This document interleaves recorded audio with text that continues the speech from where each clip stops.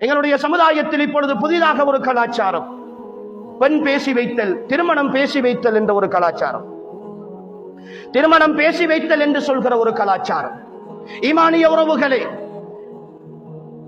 வெளிநாட்டிலே மணமகன் இருக்கிறான் அல்லது உள்நாட்டிலே வாழ்ந்து கொண்டிருக்கிறான், 2 ஆண்டுகளுக்கு பிறகு திருமணம், மகள் படித்துக் கொண்டிருக்கிறாள் அல்லது மருமகன் படித்துக் கொண்டிருக்கிறான், திருமணம் பேசி வைத்திருக்கிறார்கள். மார்க்க வரையறைக்குட்பட்டு எந்த ஒரு உடன்படிக்கைகளும் செய்யப்படவில்லை, மார்க்க வரையறைக்குட்பட்டு எந்த ஒரு உடன்படிக்கைகளும் செய்யப்படவில்லை, எந்த ஒரு அக்தோ, எந்த ஒரு ஒப்பந்தங்களோ செய்யப்படாத நிலையில் வரும் பேச்சுவார்த்தையில் மட்டும் திருமணம் இருக்கிறது.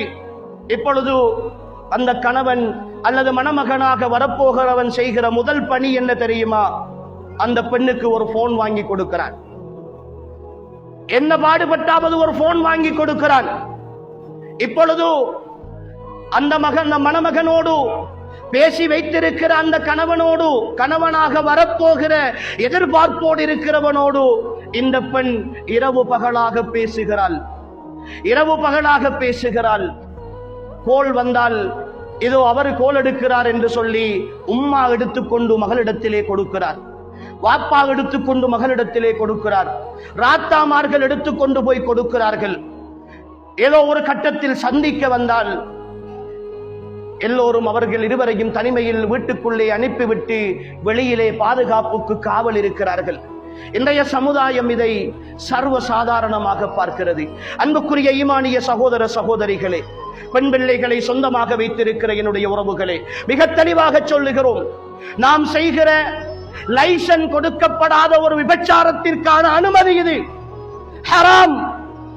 இந்த சமுதாயத்தில் பேசி வைத்தல், பெண் பேசி வைத்தல் என்கிற இந்த கலாச்சாரம் வந்திருக்கிறது, மார்க்கத்தில் அனுமதி இருக்கிறது. ஆனால் ஒரு கணவனை, ஒரு மணமகனை பேசி வைத்து விட்டால் மட்டும் அவன் அந்த பெண்ணுக்கு மஹரமாகி விட மாட்டான்.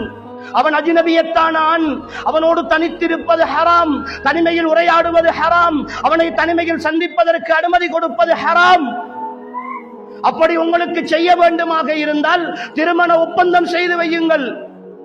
வழிகாரனாக இருக்கிற நீங்களும் இருந்து மணமகனையும் அழைத்து அவர்களுக்குரிய சாட்சிகளையும் கொண்டு வந்து அதை ஒரு ஒப்பந்தமாக எழுதி மகர் தொகையையும் பெற்றுக்கொண்டு அவர்களுக்கு அனுமதி கொடுங்கள், ஹலாலாக்கி விடுங்கள்.